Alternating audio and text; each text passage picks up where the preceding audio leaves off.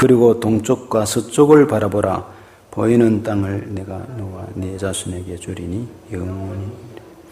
내가 네 자손이 땅의 특권을 갖게 하리니 사람의 땅의 뒷걸을 능히 셀 수 있을진데 네 자손도 세리라.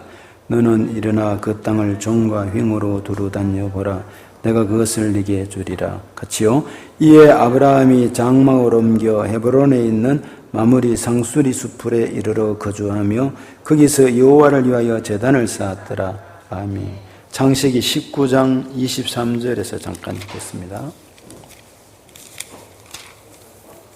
창세기 19장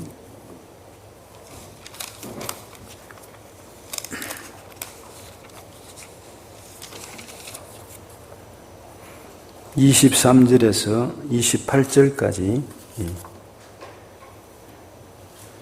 같이 한번 여기는 합독하도록 하겠습니다. 창세기 19장 23절에서 28절을 합독합니다.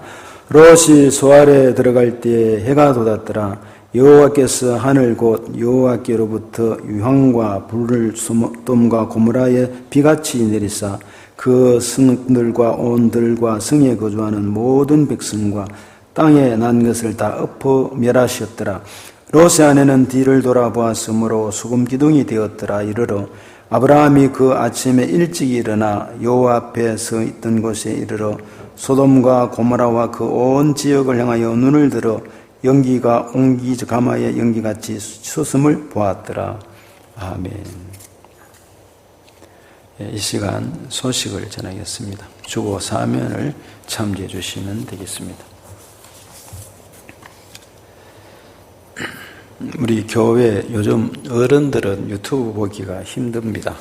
어른들이 교회 많은데 어떤 쉼터교회 TV 대시해서 시민을 치시면 예배 실황이 중계가 되고 또 녹화된 것이 있습니다.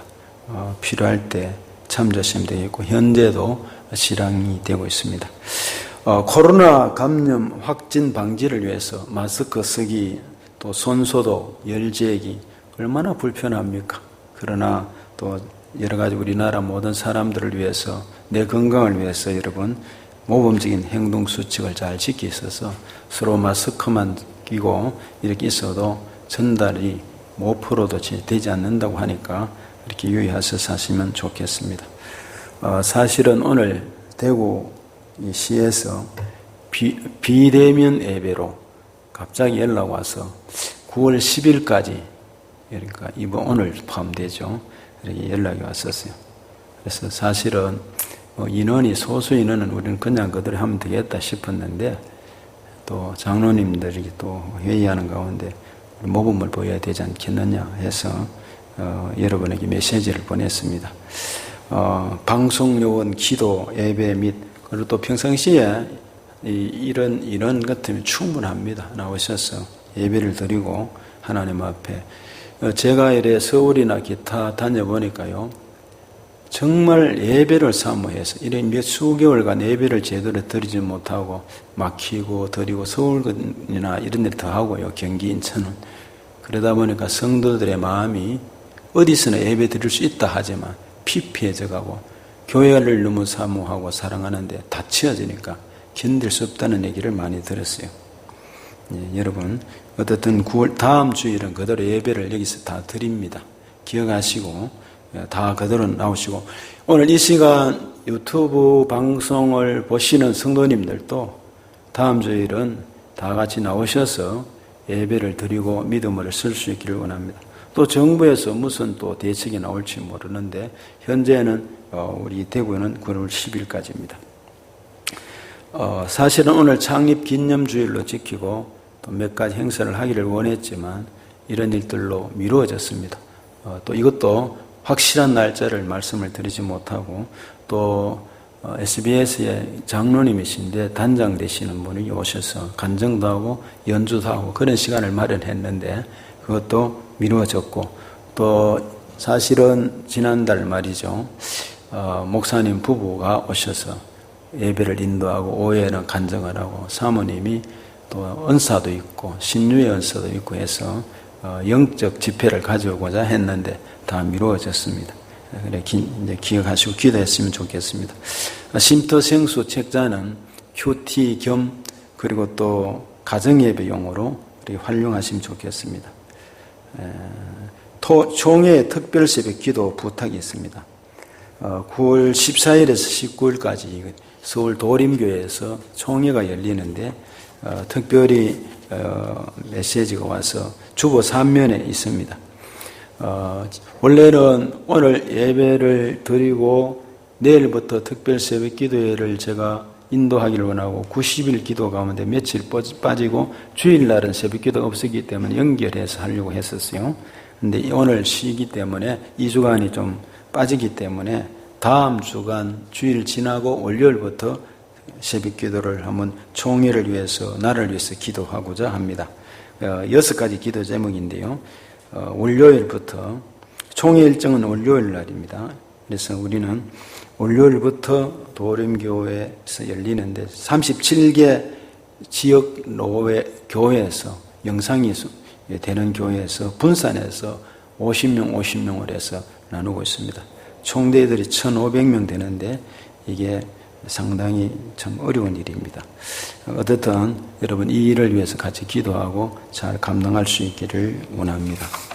이 시간 찬송가 50장 부르면서 1절 부르면서 준비한 예물을 드리겠습니다.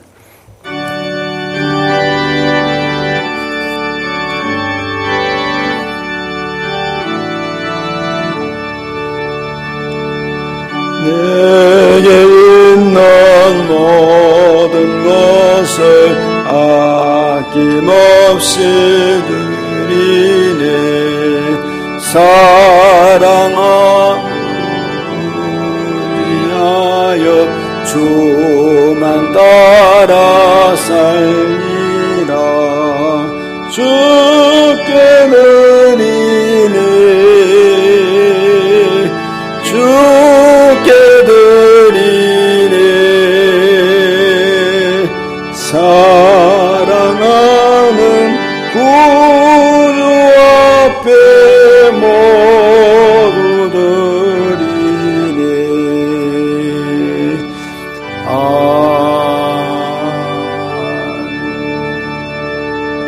기도드리겠습니다. 거룩하신 하나님 아버지, 오늘도 하나님 앞에 감사치 않을 수가 없습니다. 하나님 아버지, 그럼에도 불구하고 하나님 우리가 자신을 살피고 한국교회를 바라볼 때 큰 아픔을 가지고 하나님 앞에 회개하며 겸비한 마음으로 나아가 예배를 드리기를 원합니다.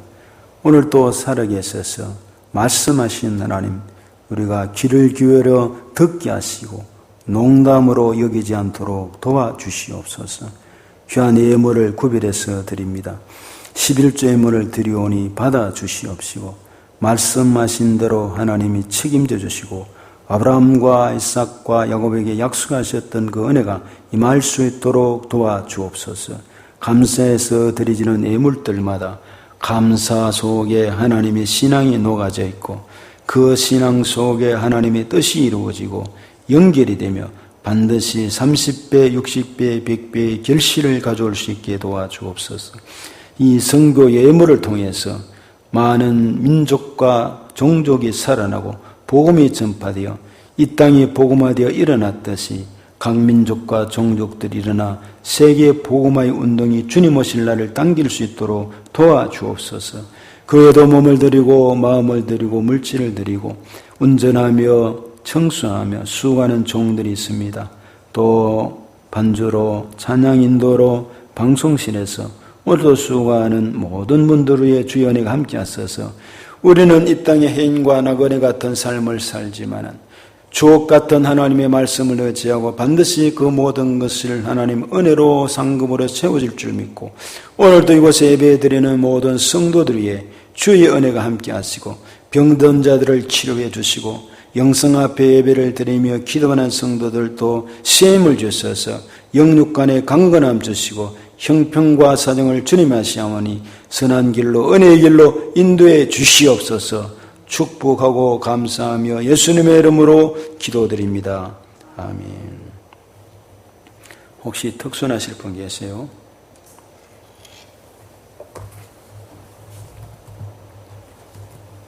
없으면 우리 찬송 한 장 부르고 바로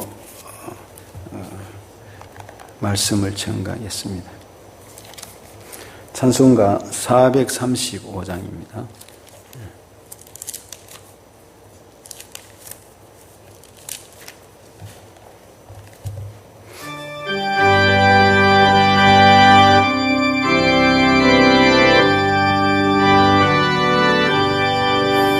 나의 영원하신 기업 생명보다 귀하다.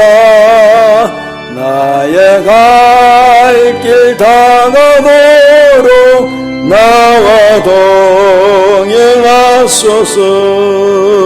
주께로 가까이 주께로 가오니 나의 갈 길 다가도록 나와 동행하소서. 세상 복이 아니람과 모든 명예 버리고 험한 길을 가는 동안 나와 동행하소서. 주께로 가까이 주께로 가오니 나의 갈 길 다가도록 나와 동행하소서. 모든 골짝 지나가며 몸만 바다 건너서 천국 문에 이르도록 나와 동행하소서. 주께로 가까이 주께로 가오니 나의 갈 길 다가도록 나와 동행하소서.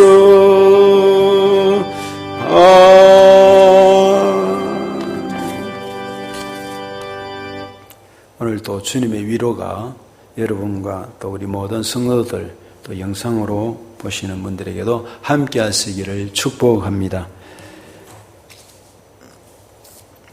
9월 4일 날 금요일 날 저 LA에 캘리포니아 주 LA에 있는 우리 정세강 목사님과 통화를 한 적이 있습니다.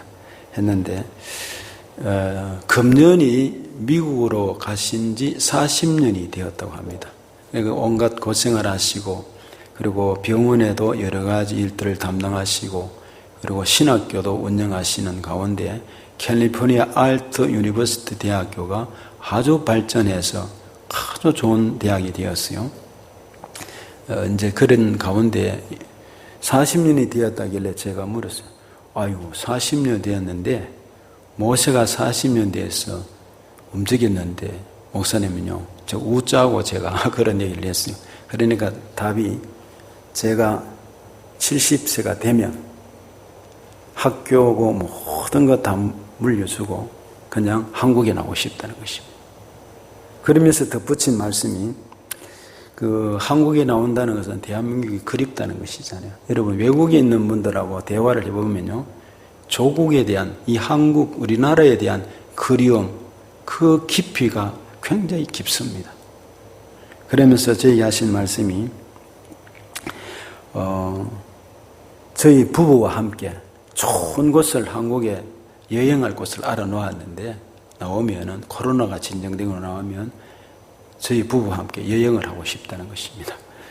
그래 그 소리를 듣고 저는 이 코로나 때문에 사실 교회 휴가비를 조금 받아 놓은 게 있는데 이제 원래 이 코로나 시기 옳지 않다 싶어서 가지 않기로 마음 먹었는 차에 잘 됐다 싶어서 오면은 같이 여행을 하려니 좋겠다. 교회 이야기하고 며칠간 그래서 설레는 마음으로 기다립니다. 그리고 이 목사님이 국제 햇불 사모 세미나에 저희들이 주관하는 곳에 오시면은 또 지도 목사님이기도 하고요. 말씀을 전가하고 실용음악을 하셨기 때문에 그게 찬양을 인도합니다. 찬양을 인도할 때 보면 달라요. 감동, 감격, 복잡하지 않습니다. 그냥 찬양 기타를 치고 찬양을 인도하는데 눈물이 있어요. 옆에서 보면 그분의 깊은 내심에는 성격은 활달하고 리더자로 이렇게 나가는데 하는데도 아주 눈물이 있는 면을 볼 수가 있습니다. 우리 교회 왔을 때 지난번에 493장이죠. 내 영혼이 조금 편곡됐죠. 은총 입어 중한 재짐 벗고 보니 기타를 치면서 할 때 아주 힘차고 감동적이었어요. 그 내 영혼이 은총 입어 내 모든 죄 사함 받고 주 예수와 동행하니 그 어디나 하늘나라 이렇게 찬양한 적이 있습니다. 정 목사님은 우리 고국을 사랑할 뿐 아니라 더 나아가서 타국에 있는 분들도 고국을 사랑하고 그리스도인들은 그 너머에 하늘나라를 사모함이 있습니다. 이 땅만이 여기가 아니라 하늘나라가 그들 속에 숨겨져 있고 사모함이 있습니다. 진작 정말 바라는 것은 하나님의 나라입니다. 하늘나라입니다. 천국인 것입니다. 그것 때문에 모든 것 믿고 바라고 견디며 살아가는 것입니다.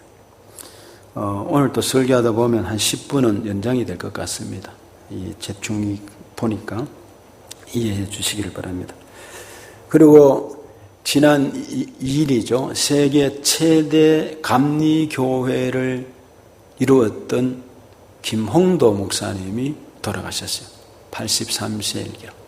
그래서 서울의 중심교회 박종순 목사님이 예배를 집례했습니다. 원래는 감독이나 기타 총회장, 노회장 하면은 노회 주관으로 하는 것입니다. 그런데 박종순 목사님 우리 총회의 총회장 하시고 중심교회 이제 원로가 되셨는데 80입니다.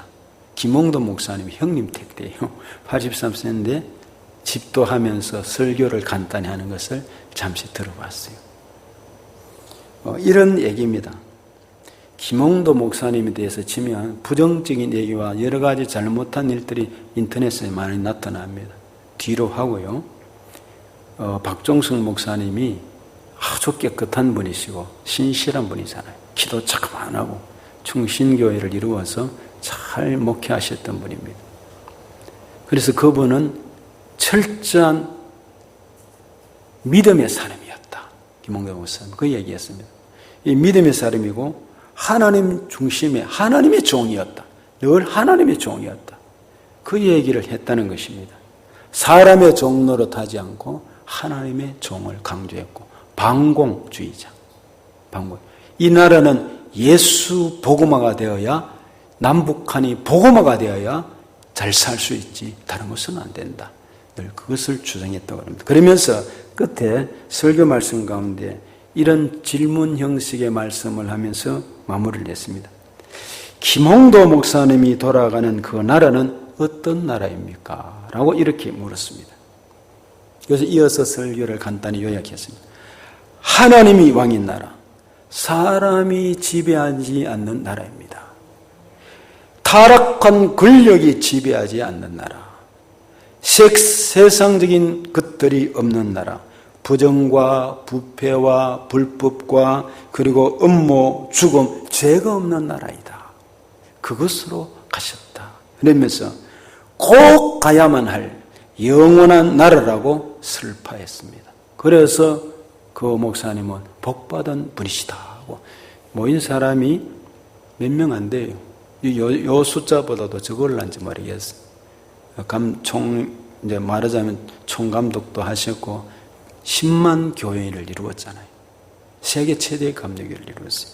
예, 초조하게 장례식을 마쳤어요. 오늘 사람들 중에는 대한민국에 국적을 가졌지만은 세상에 속했지만은 이 세상이 전부가 아니고 하늘나라 시민권을 가진 분들이 여기 계시는 줄로 믿습니다. 하늘나라 시민권을 가지고 본향을 향해서 달려가는 우리 성도들이 여기 있습니다. 반면에 이 땅에 살면서 하늘나라와 관계없이 육신적인 것을 쫓아서 이 땅이 전부이고 이것만이 전부이고 다른 세계를 삼하지 않는 인본주의적인 관점을 가지고 그 철학을 가지고 살아가는 무리들이 있습니다. 우리가 믿음의 눈으로 볼 때 불행한 사람들입니다. 오늘 아브라함을 먼저 한번 생각해 보십시다. 아브라함은 바로 저 티그리스 유프라테스 강 밑에 페르시아만 있는 거기에 갈대아 우르라는 곳에서 살았습니다. 아버지가 데라입니다. 데라인데 당시에 데라는 205세가 됩니다. 205세가 되는데 거기에는 우상을 많이 만드는 곳이고 섬기는 지역입니다. 그리고 도덕적으로 타락한 지역이었어요. 도덕적으로 타락했고 우상을 섬기고 이런 지역에 또 우상을 만들어 파는 데라의 아버지 아브라함이 아버지가 그런 집안인 것들 우리가 짐작해 볼 수가 있습니다. 여호수아 24장 2절에서 3절에 보면 이런 말씀이 있습니다. 여호수아가 이것은 여호수아가 이제 자기 여호수아가 죽음을 앞두고 이제 이스라엘 백성들에게 가나안 땅에 들어가서 남긴 말이죠. 여호수아가 온 백성에 이르되 주 이스라엘의 하나님께서 이같이 말씀하시기를 옛날에 너희 조상들 곧 아브라함의 아버지이자 나홀의 아버지인 데라가 아브라함의 아버지 데라가 강 저편에 거하며 다른 신들을 섬겼으나 다른 신들을 섬겼고 티그리스 유프라테스 강 주변에 있는 신들 태양신 할 것 없이 그런 신들을 섬겼다 이 말입니다. 그러므로 데라는 그것으로 말미암아 돈을 많이 벌었어요. 나이가 205세가 됩니다. 그 몸으로 무엇을 어디로 어떻게 움직인단 말입니까? 풍부히 잘 살고 많은 부를 축적하고 잘 살았습니다. 절대 고향 땅 우리에서 떠나기를 원치 않는 사람입니다. 하란에서 태어나서 평생을 우상을 섬기며 자랐고 우상을 만들며 돈을 많이 벌고 결혼해서 행복하다는 말이 인간적인 표현이죠. 그렇게 살았습니다. 아브라함도 마찬가지입니다. 아버지를 도와서 부귀영화를 누리며 잘 살았습니다. 그러니까 이 아버지 데라가 205세가 되는데 어떻게 아버지를 버려두고 어디로 가겠다는 말입니까? 이는 아무리 생각해도 말이 맞지 않습니다. 누가 가자고 해도 갈 수가 없습니다. 그들은 땅에 속한 사람이고 그대로 있었다면 하늘나라와 관계없는 사람이고 그야말로 불행한 인간이 될 수밖에 없습니다. 그런데 어느 날 하나님께서 갈대 우리에 있는 아브라함에게 나타나셨습니다. 그를 불러내셨습니다. 바로 창세기 오늘 13장을 읽었는데요. 창세기 15장 7절을 보시면 이렇게 되죠. 한번 보시겠습니까? 창세기 15장 7절입니다. 펴으면 같이 한번 합독해 볼까요? 시작. 또 그에게 이르시되 나는 이 땅을 네게 주어 소유를 삼게 하려고 너를 갈대아인의 우리에서 이끌어낸 여호와니라. 아브라함을 불러내시고 이끌어내셨다 그랬습니다. 갈대아인의 우리에서 이끌어낸 여호와니라 말씀했습니다. 12장에 불렀잖아요. 12장에 불러서 먼 길을 왔었습니다. 아브라함은 신지식이 없었어요. 그에게는 조직신학이 없었습니다. 그에게는 성경도 없었습니다. 그리고 그는 성경도 알지도 못했을 뿐 아니라 인생 철학이 정립되어 있지 않았습니다. 인간이 무엇이며 어디로 가야 하며 어떻게 이런 것들이 전혀 정립되어 있지 않았습니다. 미래를 모르고 살아가는 그야말로 똑같은 인간이었습니다. 그런데 하나님이 그를 이끌어내셔서 나타내셔서 사도행전에 의하면 보여주시면서 그를 만나주시면서 꿈을 주시면서 이끌어내셨습니다. 찾아오신 것입니다. 창세기 12장 2절에 보시면 내가 너로 큰 민족을 이루고 네게 복을 주어 네 이름을 창대하게 하리니 너는 복이 될지라 이렇게 말씀했어요. 아브라함은 이끌림을 받았습니다. 하나님은 계속 말씀하십니다. 오늘도 여러분 이 땅에 수많은 사람들이 하나님이 어디 있느냐 이야기합니다. 두렵고 떨리는 말입니다. 하나님 오늘도 말씀하십니다. 성경을 통해서 말씀하십니다. 하나님 오늘도 사람들을 통해서 말씀하십니다. 그리고 자연을 통해서 말씀하십니다. 여러분 태풍을 보십니까? 자연재해를 보십니까? 여러 일들을 봅니까? 그게 들리는 하나님의 작은 음성을 들을 수 있어야 합니다. 환경을 통해서 말씀을 하십니다. 역사 속에 긴 역사에 흘러가는 물질지 속에서 하나님 역사를 통해서 말씀을 하십니다. 그리고 성령께서 이끄십니다. 성령을 통해서 오늘 또 각 사람에게 감동, 감화하시고 말씀하시는 것입니다. 바로 하나님은 아브라함에게 직접 말씀하셔서 그때 당시에 아브라함이 들었습니다. 하나님의 비전을 보았습니다. 아브라함은 250의 아버지를 도저히 움직일 수 없는 그 시대의 그 행복한 삶에서 돈에 물질이 있고 우상을 섬기던 그 자리에서 아버지를 강력하게 설득을 해서 떠납시다. 이곳은 우리가 살 곳이 아닙니다. 하나님이 약속한 땅이 있었습니다. 가나안 땅이. 그것으로 가야 하기 위해서 일단 그 동이 그의 불편한 아버지를 이끌어서 권고해서 아들의 말을 듣고 움직이게 했습니다. 왜 그랬습니까? 영원한 나라, 하나님의 나라, 하나님의 약속한 것을 바라보고 나아가기 위해서 그렇게 했습니다. 우상의 땅, 죄악의 땅을 버리고 새로운 땅, 약속의 땅을 향하여서 가야 합니다. 아브라함은 믿음이 좋은 가문에서 태어난 것이 아닙니다. 우상을 숭배하는 집안에서 태어났고 그가 살던 곳은 하나님께 반역하는 바벨론 왕국에 속해 있었던 지역입니다. 그곳을 떠나서 갈대아 우레를 떠나 저 북쪽으로 1000km나 되는 먼 길을 하란으로 갔습니다. 여러분 생각해 보세요. 1000km나 되는 먼 거리를 그때 당시에 갔어요. 걸어서 짐을 치고 동물들을 데리고 종들을 데리고요. 그러면 그냥 평범하게 힘들어도 가는 게 아닙니다. 강도들이 있습니다. 짐승들이 있습니다. 그때는요, 노력질하는 사람들이 있습니다. 이들을 피해가며 어려운 길, 고난의 길, 도로도 산지를 기타로 어려운 길을 그 사막지들 가야만 했습니다. 이 하란은 저 터키 지방에 속하는 것입니다.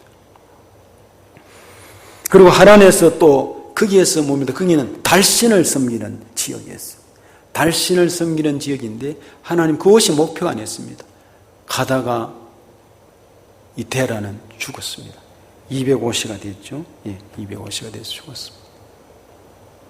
그리고 거기에서 아브라함은 모든 사람을 데리고 가나안까지 오는데 거기가 몇 킬로냐면 800km 정도 됩니다. 1000km를 갔다가 800km를 가나안까지 온 먼 길의 여행이 시작이 된 것입니다. 왜요? 왜 그렇게 먼 길을 가야만 했고 움직여야 했겠습니까? 하나님이 왕인 나라, 부정, 부패, 불법, 음모, 죽임, 죄가 없는, 동생애가 없는 폐역한 시대가 아닌 그런 나라를 바라보고 꼭 가야만 할 영원한 나라, 하나님이 함께 하시는 나라를 바라보고 그 나라를 이루기 위해서 아브라함은 하나님의 비전, 하나님이 나타나 주신 말씀하신 것을 따라 나셨던 것입니다. 아브라함은 하늘에 속한 자가 되니까 믿음의 조상이 되는 은혜를 입었습니다. 먼저 이름의 변화가 일어났습니다. 아브람이라 그랬어요. 창세기 12장 1장에 보면 이것은 아브라함은 영광스러운 아버지라는 뜻입니다. 자, 이거 한번 생각해 보세요. 이름이 있어요. 영광스러운. 영광스럽다.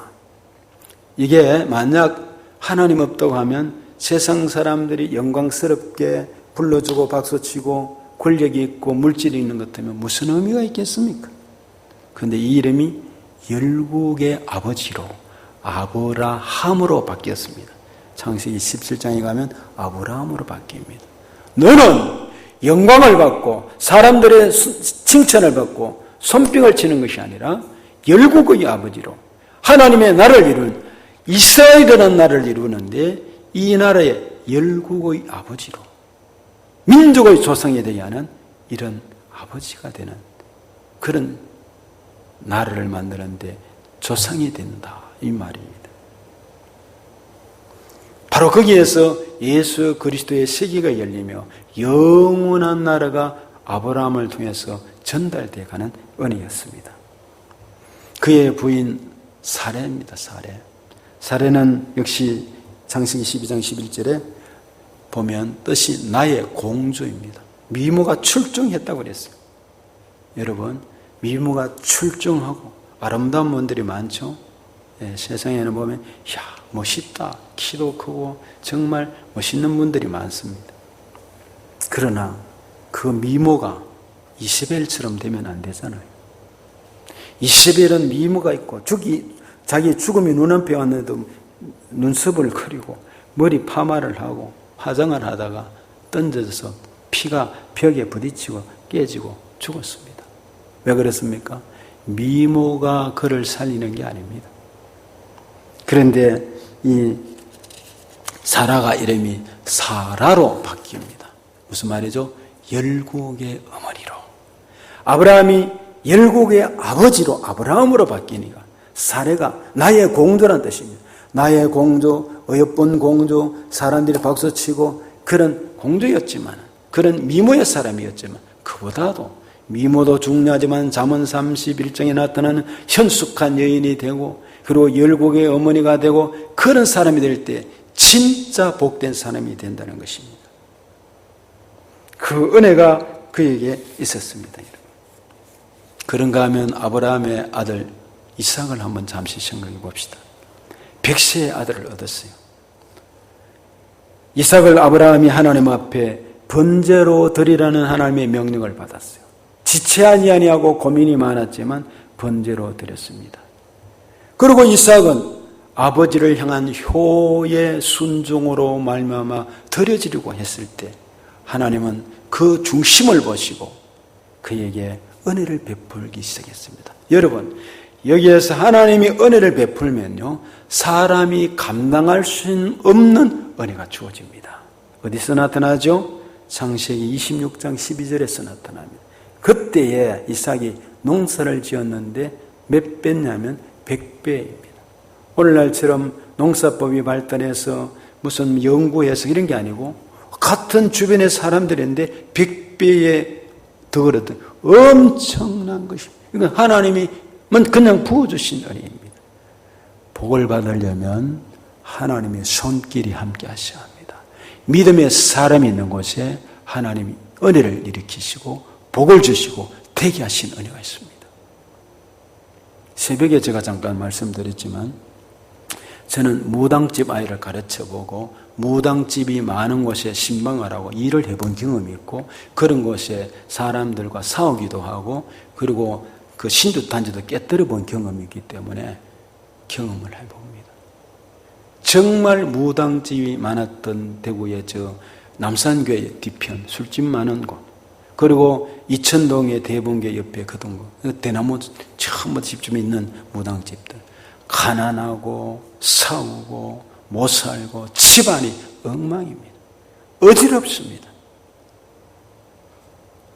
그런데 하나님을 믿는 집안은 하나님께서 은혜 베푸시고 요셉이 애굽의 보디발 집에 들어가니까 종으로 들어갔는데 하나님이 요셉과 함께 하시니까 그 요셉과 함께 하심으로 말미암아 보디발 집이 복을 받는데 우양가축이 복을 받고 들판이 복을 받아 농사가 모든 게 잘 되었어요.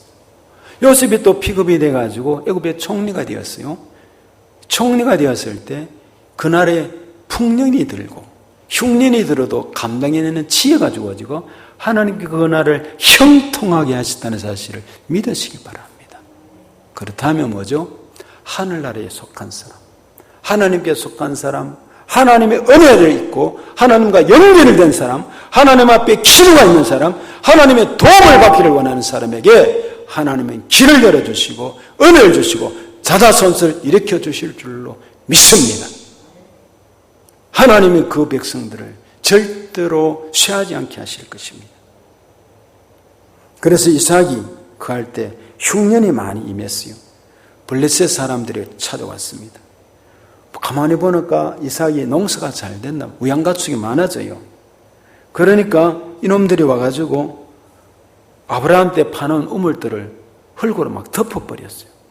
덮어버리고 이것을 떠나라고 합니다. 아주 나쁜 놈들입니다. 이삭은 원래 순종하는 사람입니다. 웃음이란 뜻이잖아요. 떠납니다. 그냥 그래 알았다 하고 떠납니다. 창세기 26장 15절에 보면 아버지 아브라함 때 그 아버지의 종들이 판 모든 우물을 막고 흙으로 메웠더라. 블레셋은 그렇게 얘기했어요. 이것은 그래서 이삭이 떠나서 어디로 갔느냐 하면 그랄이란 저 꼴짜기로 들어갔어요. 꼴짜기로 들어갔는데 성경에 보면 거기서 장막을 치면서 살았어요. 그리워했다는 말에서 살았습니다. 거기에 종들과 여러 사람들이 살았는데 물이 필요하잖아요. 다시 우물을 팝니다. 우물을 파는데 갑자기 종들이 급히 달려와서 이삭에게 보고를 합니다. 주인님, 셈의 근원을 찾았습니다. 물줄기, 생수가 쏜 근원을 찾았다 그랬어요. 기뻐할 일입니다. 해결이 다 되는 것입니다. 그러나 또 이 그랄 목자들이 또 찾아옵니다. 그것도 엎어버려요. 또 떠나는 것입니다.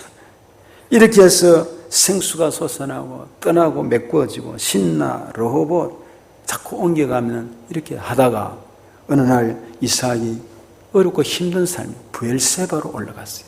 브엘세바에 올라갔을 때 그 밤에 하나님이 나타나셨어요.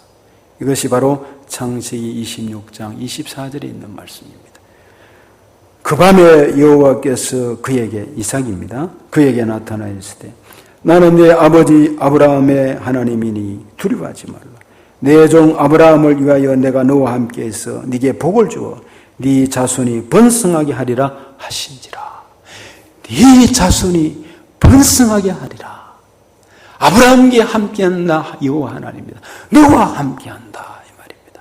할렐루야입니다. 여러분, 우리 부모가 먼저 하나님과 함께 하셔야 합니다. 기도함으로 내 자녀들에게 하나님과 함께 하시는 은혜가 주어져야 합니다. 그들이 복을 받도록 해야 합니다. 눈에 보이도록 복을 주시는 하나님을 볼 수가 있습니다. 아브라함과 이삭과 야고보의 하나님은 믿음의 복을 그들이 받았습니다. 그리고 아내의 복을 받았습니다. 아내들이 모두 현숙하고 귀하고 미무고 있는 분들이었어요. 자녀의 복을 받았습니다. 물질의 복을 받았어요. 하나님이 지키시고 인도하시는 복을 받았던 것입니다. 요셉도 그 은혜가 주어졌습니다. 반면에 롯을 잠시 한번 생각해 보십시다. 롯은 세상 길로 멸망의 길을 따라갔어요. 아브라함이 애굽에서 가족과 조카 롯과 함께 사막지대인 네게브에서 길을 떠나서 베델과 아이 사이에 장막을 쳤습니다.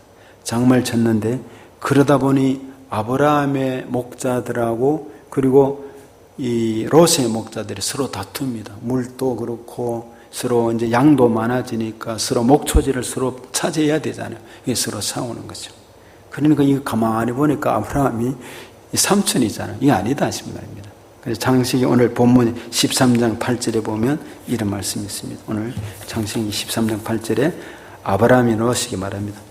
너와 나 사이에 그리고 너의 목자들과 나의 목자들 사이에 어떤 다툼도 있어서는 안 된다. 그 얘기입니다. 9절에 네가 보는 앞에 땅이 얼마든지 있으니까 따로 떨어져 이제 나가거라. 독립해라 이 말입니다. 네가 오른쪽으로 가면 좌하면 내가 우하고 우하면 좌한다. 그 얘기입니다. 네가 동쪽으로 오른쪽으로 가면 내가 왼쪽으로 가고 네가 왼쪽으로 가면 내가 오른쪽으로 간다. 양보죠. 그래서 10절에 보면 롯이 멀리 바라봤어요. 멀리 바라보니까 요단 온 들판이 있는데 거기에 들판이 소알에 이르기까지 물이 넉넉했다고 했습니다. 얼마나 좋죠. 물이 넉넉하고 목초지니까 양을 먹이고 목초지니까 이 풍성한 땅, 아주 좋은 땅이잖아요.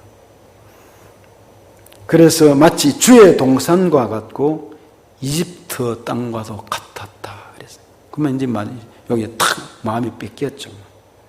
그러나 성경이 이렇게 얘기합니다. 아직 주께서 소돔과 고모라를 멸망시키시기 전이었더라.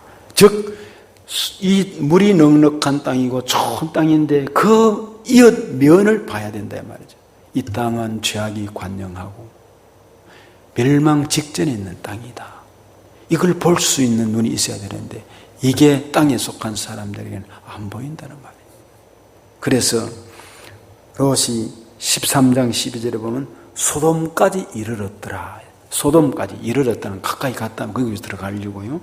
다시 말해서 세속적 부와 향락에 끌려가지고 동으로 점점 옮기다가 죄악의 도성 소돔에까지 들어갔다는 말입니다. 14장에 보면 그의 행적은 세상 명예와 그리고 물질의 눈이 어두워 신앙 세계를 떠나서 점점 죄악의 세계로 빠져드는 타락적 삶의 모습을 보고 오늘 우리들의 모습을 볼 수 있습니다. 그 결과는 비극적일 수밖에 없습니다. 롯은 결국 포로신세가 되고 갓산이 몰락되고 아내와 사위를 상실하고 딸과의 불륜 등으로 온갖 참상을 겪게 됩니다. 불행한 일이 눈앞에 막 전개되는 것입니다. 조금 더 구체적으로 말씀드리면 창세기 13장 13절 이렇게 말씀합니다. 소돔 사람은 여호와 앞에 악하며 큰 죄인이었다. 소돔에 들어갔는데 이르렀는데 그곳으로 들어갔는데 13장 13절은 소돔 사람은 여호와 앞에 중요합니다. 여호와 앞에 사람 앞에가 아닙니다. 여호와 앞에 악하며 큰 죄인이었더라. 여호와 앞에를 지적하면은 여호와께 대하여 하나님께 대하여 악했다 이 말입니다. 인간이 범하는 모든 죄악은 궁극적으로 하나님께 대하여 범하는 죄를 말합니다. 큰 죄인이었더라. 그는 심히란 뜻입니다. 심히. 소돔인들의 죄악의 정도가 그 양과 질에 있어 가지고 상식선을 넘어서 큰 죄의 덩어리들이야 이 말입니다. 그러므로 죄악이 관영한 소돔과 고모라를 멸망시키려고 하나님의 사자를 소돔에 보냈었을 때 아브라함은 조카 롯을 위하여 기도하고 롯은 하나님의 사자를 집으로 인도했습니다. 그때 눈이 열렸어요. 저물 때 이제 그 소돔성에 들어갔습니다. 천사들이 이제 두 천사가 들어가서 하나님이 그 땅을 죄악이 관련하니까 멸망시키려고 이제 들어갔어요. 지금 위급한 상황입니다. 들어갔는데 저물 때에 성경이 이렇게 기록되는 것을 잘 살펴보면 단어마다 의미 있는 것을 봅니다. 소돔성의 타락은 밤이 되면 바로 무엇이 되느냐? 라스베가스가 됩니다. 여러분 라스베가스는 미국의 라스베가스에 가보면 밤이 되면 활락합니다. 춤추고 먹고 마시고 다 그런 것은 아니지만 여성들이 팬티만 입고 춤을 추며 거기에 하늘에 여러 가지 영상 LG에서 만든 그 영상들이 말이죠 하고 줄타기를 하고 말해 색소폰을 불고 막 온갖 참 일들이 벌어지고 있습니다. 각종 사악한 죄들이 언제 활개치느냐? 밤입니다. 밤에 죄악이 벌어지는 것입니다. 그 밤에 소돔성의 젊은이나 노인들이 할 것 없이 롯의 집으로 확 몰려온 것입니다. 창세기 19장 15절에 보시면 이렇게 되어 있습니다. 롯을 불러냈습니다. 그리고 그에게 이르되 오늘 밤에 네게 온 사람들이 어디 있느냐? 이끌어내라. 우리가 그를 상관하리라. 19장 15절에 상관하리라 그랬습니다. 여러분도 들으셔서 이제 아시겠지만 이 상관하다는 말이 뭘까? 히브리어의 야다라는 말입니다. 야다라는 말은 원래 이런 뜻입니다. 경험을 통해서 상대방을 안다는 뜻입니다. 즉 이런 말이죠. 경험을 통해서 상대를 안다는 말은 남색한 동성애를 말합니다. 이 남자들이 왔잖아요. 천사가 둘이 들어갔으니까 모습이 훌륭하게 다를 것 아니겠어요? 그러니까 어른 청년들이 와서 그 집을 둘러쌌어요. 상관하겠다, 야하다, 경험하겠다, 동성애를 하겠다 이 말입니다. 여러분 성경에 율법에 동성애는 큰 죄임을 말씀하고 있습니다. 로마서에 고린도전서에 레위기서에 말씀하고 있습니다. 엄격하게 단죄하고 있습니다. 두 천사가 롯에게 말합니다. 자, 빨리 떠나라 이곳을. 떠나라고 강력하게 얘기했어요. 그런데 그 집에 아직 결혼해야 될 딸이 둘이가 있는데 사위들이 19장 14절 이렇게 이야기합니다. 사위들이 농담으로 여겼더라. 이 농담, 히브리어로 이 말은 차하크라는 말인데 이 말은 비웃었다 이 말입니다. 희롱하다는 뜻입니다. 롯의 사위들이 장인 어른의 말에 귀 기울이지 않고 그 말에 단지 조소와 그리고 근성으로 대했음을 볼 수 있습니다. 사랑하는 여러분, 하나님의 말씀을 근성으로 듣고 비웃고 조소로 넘기면 망합니다. 여러분에게 앞에 있는 성경은 하나님의 말씀이고 기도만들은 우선순위로 항상 먼저 해야 할 일입니다. 이들이 농담으로 여겼습니다. 그리고 19장 16절에 보면 이 창세기 19장 16절에 가족들이 지체하며 빨리 나가라고 그랬어요. 지금 멸망을 시키려고 왔는데 근데 지체하며 그랬습니다. 왜 그랬습니까? 물질이 많았어요. 가진 것이 많았어요. 그 놓기가 힘들었던 것입니다. 쉽게 버리지를 못했습니다. 그래서 결국 멀리 가지 못하고 소알이라는 땅에 급히 들어가게 되었습니다. 그러자 하나님이 소돔과 고모라 성을 유황불로 확 멸절하여 완전히 엎어버립니다. 그런데 갈 때 또 이런 말을 했습니다. 뒤를 돌아보지 말아라. 너희들이 가는데 저 소돔과 고모라가 있는 뒤돌아보지 말고 앞을 향해서 급히 가가라 그랬어요. 그런데 19장 26절에 보면 롯의 아내가 뒤를 돌아봤어요. 뒤를 돌아보다가 무엇이 됐죠? 소금 기둥이 되어버렸어요. 지금도 뭐 소금 기둥 그 자적이 역사적인 성지순례에 있다고 그러지 않습니까? 아내가 왜 뒤를 돌아봤겠습니까? 궁금하기도 했겠죠.